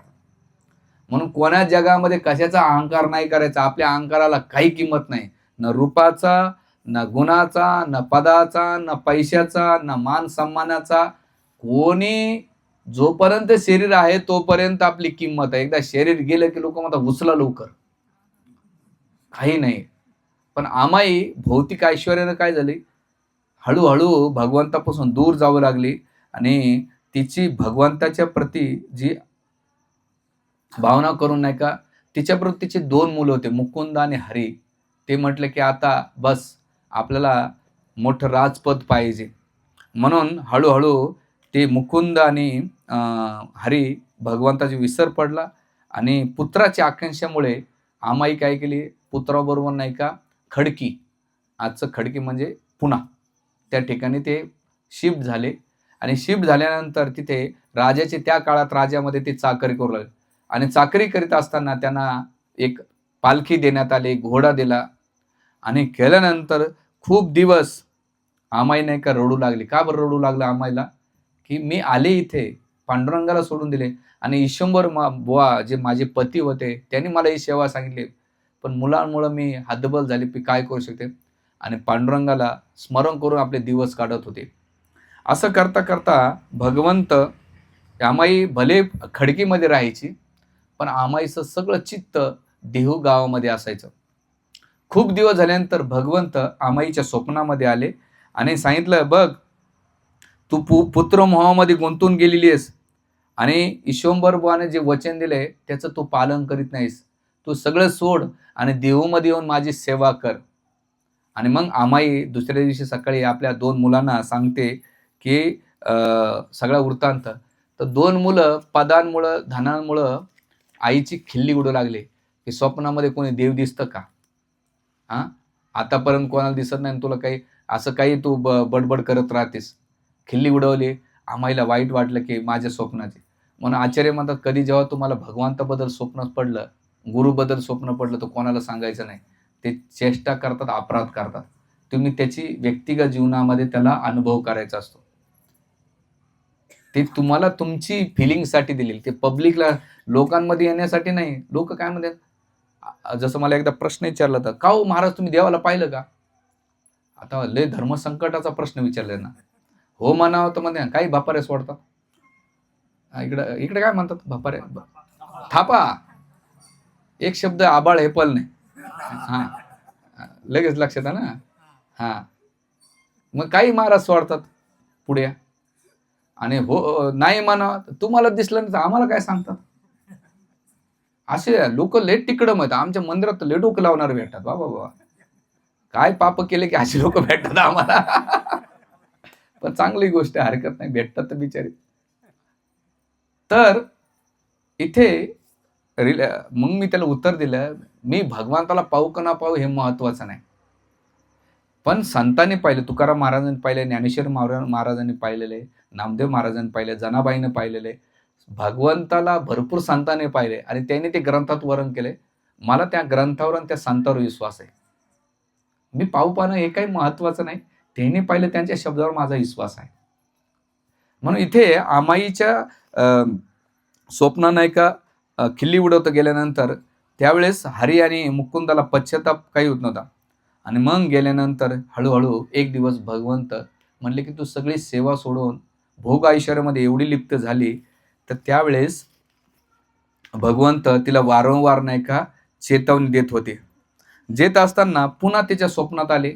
म्हटले की अगं आमाई, तू धन आणि पदामुळं आणि संपदे मुलाच्या मोहामुळं मला सोडून आलीस. पुन्हा एकदा सेवेला ये माझ्या. ईशंभरबानं दिलेलं ते स्मरण कर. पण आमाई हातबल झाल्यानंतर पुन्हा दृष्टांत दिला. खूप वेळा भगवंतानं दर्शन दिल्यानंतर आमाई अजिबात दिलं नाही. एक दिवस भगवंत क्रोधित होऊन आमाईच्या स्वप्नामध्ये येताना म्हणतात, आज जर तू नाही आलीस, तुझे 2 मुलं मारल्या जातील आणि तुझं धन ऐश्वर सगळं नष्ट होऊन जाईल. आणि स्वप्नात पडल्यानंतर आमाई हे स्वप्न आपल्या 2 मुलांना सांगते, हरी आणि मुकुंदाला. म्हणते, अरे बाबांनो, आताची आता आपल्याला खडकी सोडून नाही का कुठं जायचं, देऊला जायचं आणि पांडुरंगाची सेवा करायची. मुलं म्हणतात, आई तू तुला वेडं लागले, तू काही बडबड करतेस. स्वप्न का खरे होतात का? आतापर्यंत मी कितीतरी स्वप्न पाहिले, राजा होईन महाराजा होईन, मी झालो का? आणि त्याने ऐकलं नाही. ते म्हणले, ठीक आहे, तुला स्वप्न पाडलं, आम्हाला चांगलं जेवू घाल. त्यावेळेस अमाई आणि त्याच्या हरी आणि मुकुंदाच्या पत्न्या मस्त पुरणपोळीचं जेवण करतात. त्यांना ते अर्पण करतात आणि त्यावेळेस हरी आणि मुकुंद जेवण करतात, त्यावेळेस तांबूळ खात असतात, पान खातात. त्यावेळेस राजाचा निरोप येतात, आताच्या आता तुम्ही घोड्यावर बसून नाही का युद्धाला या. आणि हरी आणि मुकुंद जातात आणि त्या युद्धामध्ये मारल्या जातात. आणि मारल्या मग गेल्यानंतर त्यावेळेस हरी आणि मुकुंदाला पश्चाताप झाला. काय पश्चाताप झाला? की आमची आई आम्हाला सांगत होती, पण आम्ही त्या गोष्टीचं गांभीर्य नाही घेतलं. आणि हे पांडुरंगा, आम्ही आमच्या जीवनात भोग ऐश्वर्यामुळे नाही का तुझ्यापासून दूर गेलो, आम्हाला क्षमा कर. आणि आता आमची बुद्धी ठिकाणावर आलेली. असं पश्चाताप करत करत हरी आणि मुकुंदाने काय केलं? देह त्याग केलं. आचार्य सांगतात, कधी पण भगवंत आपल्याला दोन प्रकारे इन्स्पायर्ड करतात भक्तीमध्ये. एक प्रवचनाच्या माध्यमातून, कीर्तनाच्या माध्यमातून, ग्रंथाच्या माध्यमातून आणि धामाच्या माध्यमातून, हरिनामाच्या माध्यमातून सांगतात की माझ्याकडे या. प्रेमानं भगवंत तुम्हाला निरोप वारंवार देत आहेत आणि त्याच्यात जर तुम्ही भगवत भक्ती गांभीर्याने सिरियसली आणि सिन्सिअरली करत नसेल तर भगवंत दुसरं सेकंड इंजेक्शन आपल्या जीवनात काढून ठेवतात. आणि मग ते इंजेक्शन कसं पॉवरफुल असेल ते माहीत नाही. जीवनामध्ये काय संकट समस्या, जसं आज गाडीमध्ये येताना माताजी म्हणले, प्रभूजी जेव्हा संकट समस्या आले की देव आठवतो, तीव्रतेनं प्रार्थना वाटतात, पण सुख समाधान असलं ना की भक्ती करूशी वाटत नाही. कसं करू? सकाळची माळा दुपारच्या माळा, संध्याकाळी आजचा माळा, उद्या करू. देवाला टेन्शन नाही ना आपल्याला टेन्शन नाही. प्रभूजीचं कामच आहे सांगण्याचं. आपण काय करतो? चिपली घेतो भगवंताला. डॉक्टरना सांगू द्या तुम्हाला 4.5ची गोळी घ्यायची बरं पहाटे, तुम्ही खडबडून उठून गोळ्या घेतात बीपी शुगरच्या, कोणते असो. का? शरीराचं इम्पॉर्टंट आहे तर तो तुम्ही टॅबलेटचं इम्पॉर्टंट देतात. तर भक्तीचं इम्पॉर्टंट असेल तर आपण साधण्याला इम्पॉर्टंट देऊ. भक्तीचं इम्पॉर्टंट आहे पण एमर्जन्सी नाही. काय एमर्जन्सी नाही, करू बघू. ही पोस्टपॉन्ड मेंटॅलिटी काय आहे? ती जी पोस्टपॉन्ड मेंटॅलिटी तुम्हाला भगवंतापासून दूर घेऊन जाते. म्हणून आचार्य नेहमीच सांगत असतात, वाईट गोष्टी करण्याची तुम्हाला इच्छा होती ना, तिला पोस्टपॉन्ड करीत चला. सकाळची दुपारा करू, दुपारची संध्याकाळी करू, संध्याकाळची सकाळी करू, त्याला मेंढ. पण चांगली गोष्ट आली ना, पहिले त्याला फर्स्ट प्रायोरिटी द्या. कारण नेक्स्ट मुवमेंट कधी कधी येईन, काय येईन माहीत नाहीये. म्हणून तुकाराम महाराजांच्या अभंगामध्ये करावी तातडी परमार्थाची, नस्वर देह जाणार सकाळासी. कारण परमार्थाची तातडी केली पाहिजे, एमर्जन्सी केली पाहिजे. आणि मग एकदा वेळ निघून गेल्यानंतर आपण भगवंताला दोष नाही दिला पाहिजे. आणि तर हरी आणि मुकुंदाने काय केलं? पश्चाताप झालेला. तर आपल्याला प्रेरणा, एक ग्रंथ कशासाठी? प्रेरणा देण्यासाठी, इन्स्पायर करण्यासाठी येतं. आणि हळूहळू जेव्हा त्यांना कळालं तर त्यावेळेस ते दोन्ही मारल्या जातात आणि गेल्यानंतर भगवंत बघतात की मुकुंदाला आणि हरीला पश्चाताप झालाय, पण ईश्वरबरोबरला मी वचन दिलं होतं की तुझ्या सगळ्या पिढ्यांचा मी उद्धार करेल.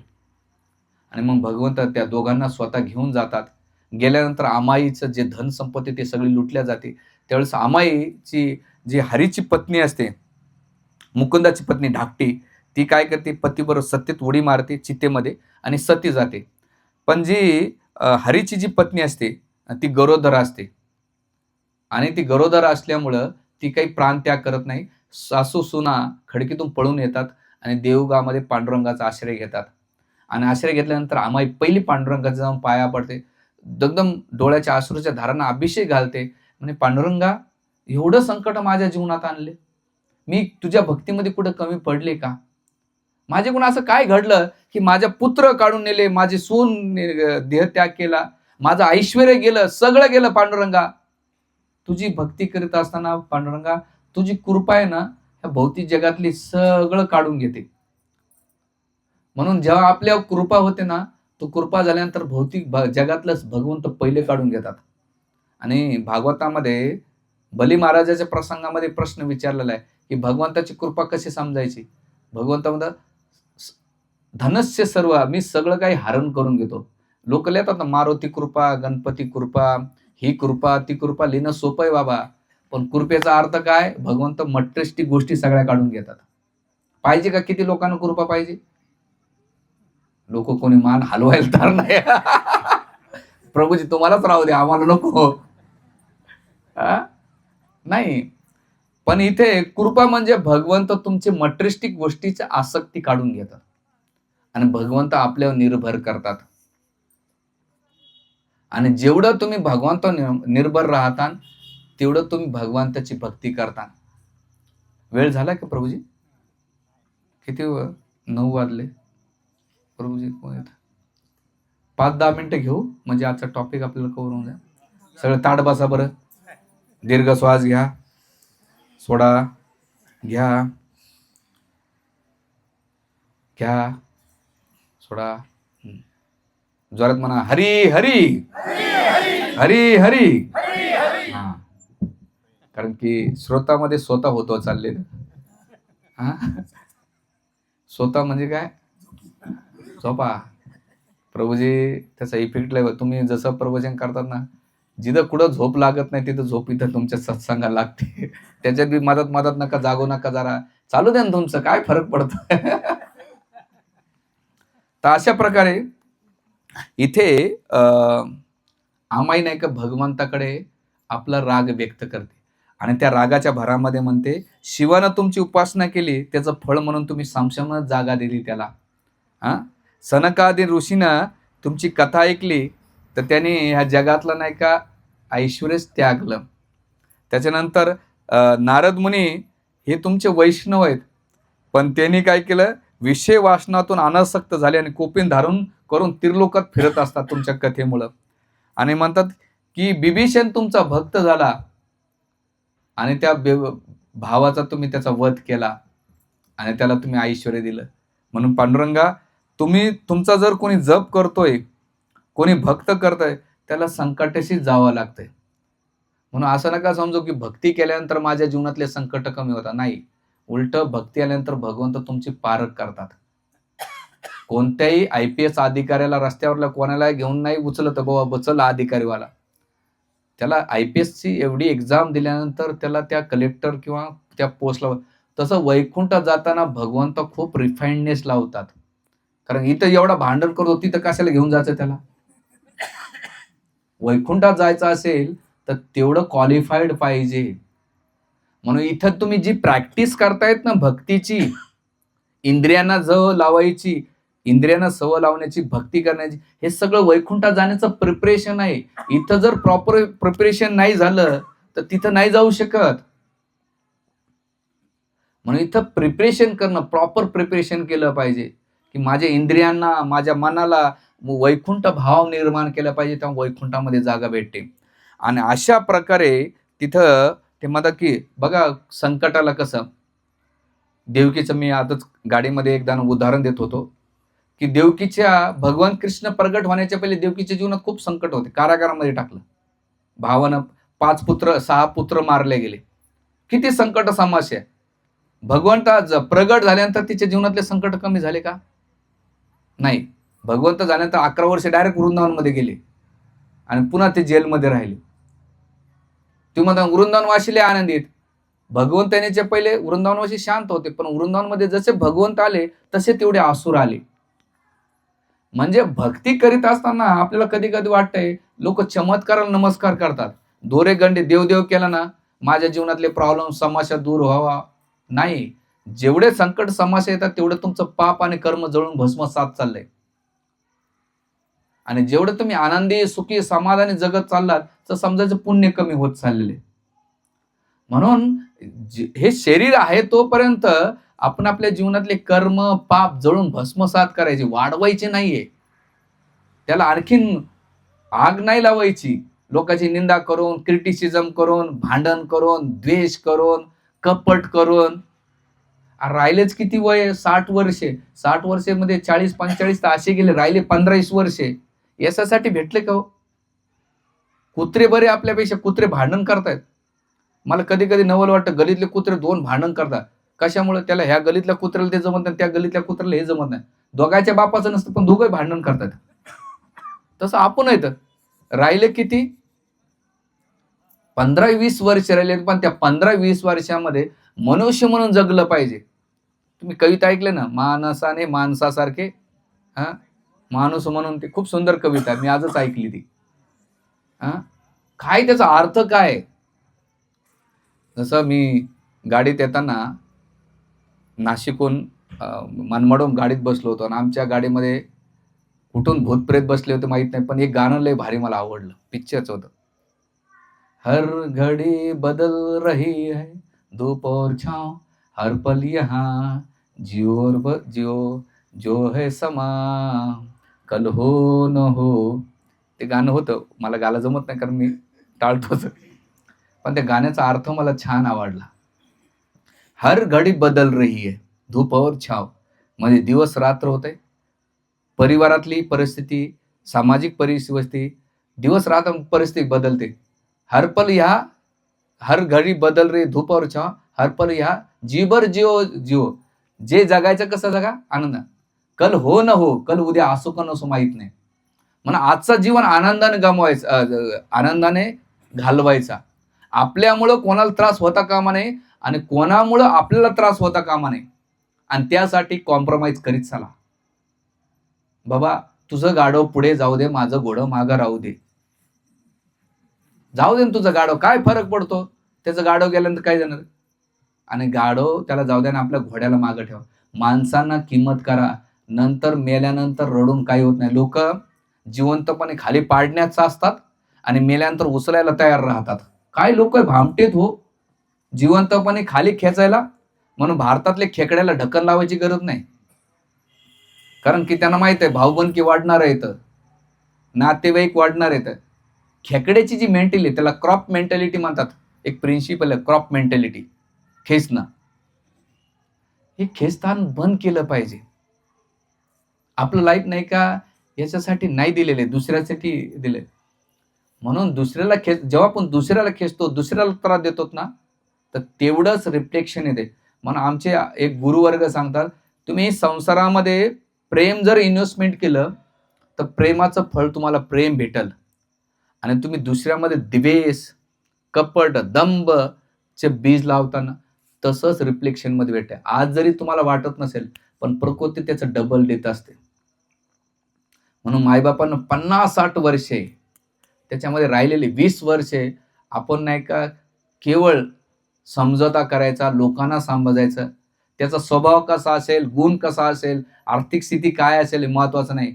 मी नेहमी सांगत असतो, जिवंतपणे असलेले एकेकपणा आणि मेल्यानंतर झालेली गर्दी काही कामाची नाही. एकांतीपणे असलं कोणी कोणाला बोलत नाही, मेल्यानंतर खूप गर्दी करतात. काय कामाची तुमच्या गर्दीला? अरे गोड बोल बाबा, 2 शब्द. आपण तिळगुळ घ्या गोड गोड बोला, एकच दिवस काय गोड बोलतो, तेवढ्या पुरतं तू गेला की लगेच म्हणतो याला काय, यानं फुकटची तिळगुळ आणून वाटत बसला. अरे बोल चांगलं, काय भगवंतानं तोंड कशासाठी दिलेले. म्हणून एक बंगाली भजन आहे, त्याच्यामध्ये ते भजन म्हणतात, जेव्हा तुम्ही शरीर सोडलात ना, अग्नी पहिले तोंडात जाते, बाकीचं शरीर बनत. म्हणजे या जीबीनं लय बडबड केलेली. केनो हरे कृष्ण नाम म्हणून एक भजन फेमस आहे, बंगाली भजन. ती पहिले जीभ जाळते का, ह्या जीबीनं लोकांची लय निंदा केली, लय पाप केले, भगवंताचं नाव घेतलं नाही ना. याची पहिली जीभ जाळा. आणि डोळ्यामध्ये खोबऱ्याच्या वाट्या ठेवतात, नाशिक ठेवतात का तूप घालून डेड बॉडीवर? साईडला नाही, डोळ्यात ठेवतात. नाही, नाशिकला ठेवतात. का बरं? यानं लय पाप केले, याचं जाळावा.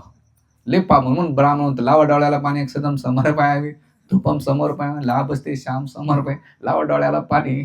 काय लय पाप केलेले. म्हणून ही इंद्रिय आहेत, ह्या इंद्रियांना काय करा, ट्रेनिंग द्या, आणि ह्या संसारामध्ये याच्या त्याच्या नका पडू. सॉरी मी बोलतोय, पण खूप गरजेचं आहे. कथाच्या माध्यमातून आपल्याला हे शिकायचं. लाईफ किती आहे हो, चुटकी सरसर आहे. आज आपल्यासोबत जो असेल तो उद्या नसेल. म्हणून 50-60 पुन्हा तो किती रडलं पडलं, पुन्हा तो कधी भेटेल माहित नाही.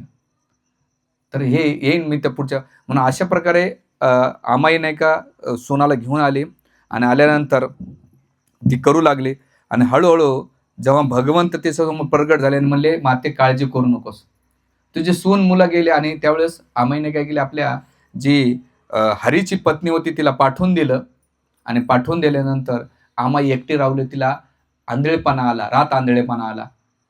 आणि म्हणे पांडुरंगा आता तुझी सेवा होत नाही. पांडुरंग म्हटले काळजी करू नको, मी तुझा पुत्र आहे आणि रुक्मिणी तुझी सून आहे. आणि भगवान स्वतः विठ्ठल रुक्माई आमाईची सेवा करू आली. रुक्माई माता स्वतः, आणि बाहेरच्या लोकांना वाटायचं सूनबाई इथंच आहे आणि घरात काय चालू आहे कोणाला काही कळत नाही. आणि आमाई भगवंताचं गुणगान करायची आणि भगवंत सोबत यात व्यवहार संबंध हे करायचे. रुक्माई माता स्वतः कुकिंग करायची, स्वयंपाक करायची आणि आमाईला खाऊ घालायची.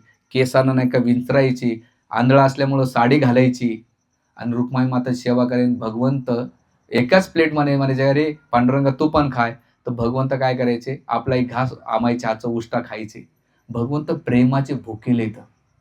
भगवंत तुम्ही काय अर्पण करताय बघ ना, तुमचं प्रेम बघतात.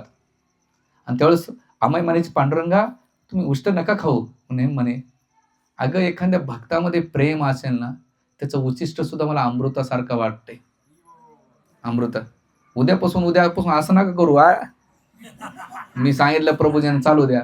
तुम्ही सांगितलं का प्रवचनाला, नाशिकमध्ये मला एकाला प्रसादाला बोलवलं आमच्या ब्रह्मचार्याला, आणि आम्ही हॉलमध्ये बसलो, सोफा सेट असा होता आणि समोर ते माताजी होते. मागं मी प्रवचनात बोललो, ती सूनबाई अशी भाजी काय करायची टाकायची, सासूबाई ती म्हणायची टाक मीठ थोडंसं. म्हणलं बाई सगळं आरंडी आमच्यावरच करते काय. तर एक ब्रह्मचार्य असा धक्का मारला, मला बी टेन्शन आलं. म्हणलं गपचिप खान निघा भाऊ इथून. भगवंताच्या पहिले देवीलाच भोग लागला म्हटलं.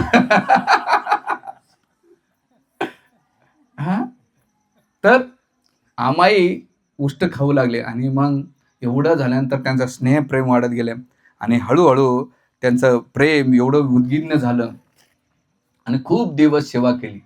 आचार्य म्हणतात जो भगवंताची भक्ती करतो भगवंत स्वतः व्यक्तिगत देतात.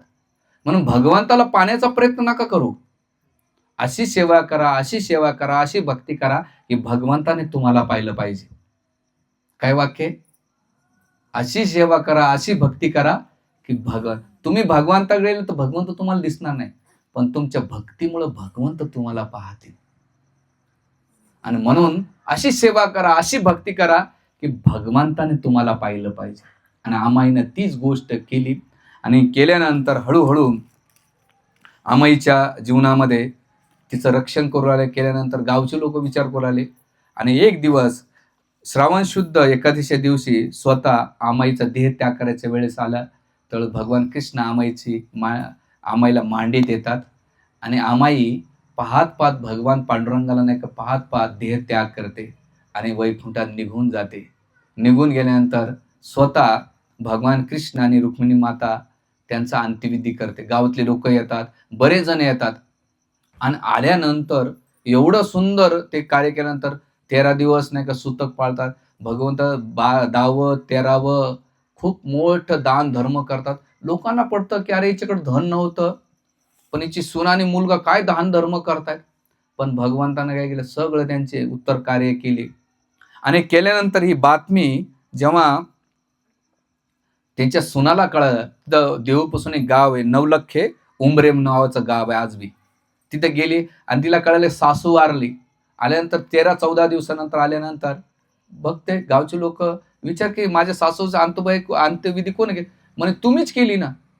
म्हणे मी केली, मी तर आताच आले. म्हणे तो तुमचा मुलगा तुम्ही केलेली. त्यावेळेस त्यांच्या सुनाला कळालं की हे नाही केलं, पांडुरंगाने केलेले. आणि केल्यानंतर त्यावेळेस साक्षात ईशंबर बुवा यांची सून, ईशंबरांची पत्नी असल्यामुळं भगवंताने स्वतः कार्य केलं. आणि त्यावेळेस इथे आमाईचा जो नातू होता विठोबा, तो भगवंताकडे जाऊन आपलं नाही का भांडण करतो. त्यावेळेस जी आमाईची सून असते सगळ्याला झालेला सगळा प्रसंग की तुझे वडील कसे मारले गेले, चुलते कसे वारले, तुझे आजोबा कसे होते, पणजोबा कसे होते, याचं डिटेल्स वर्णन कर. त्यावेळेस हरी रागाच्या भारात जातो आणि म्हणते पांडुरंगा माझ्या जीवनातून नाही का माझे आई वडील घेऊन आपले वडील हिरावलेस, माझी आजी हिरावली आणि एवढा तुम्ही माझ्यावर अन्याय केला, अत्याचार केला. आणि म्हणून ते एक धारदार शस्त्र घेऊन आपल्या पोटात खोपसणार. त्यावेळेस भगवंत प्रगट झाले आणि म्हणले अरे विठोबा असं करू नकोस. आणि मग तिथे विठोबा खूप राग करतोय आणि केल्यानंतर भगवंत त्याच्या डोळ्यातून अश्रू पुसतात आणि म्हणतात अरे तू ईशंभर बुवाचा पंतोयस, तू मला जेवढे ईशंभर बुवा प्रिय आहेत तेवढंच तू मला प्रिय आहे. आणि मग तिथं एवढा प्रसंग झाल्यानंतर विठोबाशी नाही का ते नवविधा भक्ती करतात. आणि नवविधा भक्ती केल्यानंतर पांडुरंगाच्या प्रती एवढं त्यांचं प्रेम वाढतं, एवढं स्नेह वाढतो.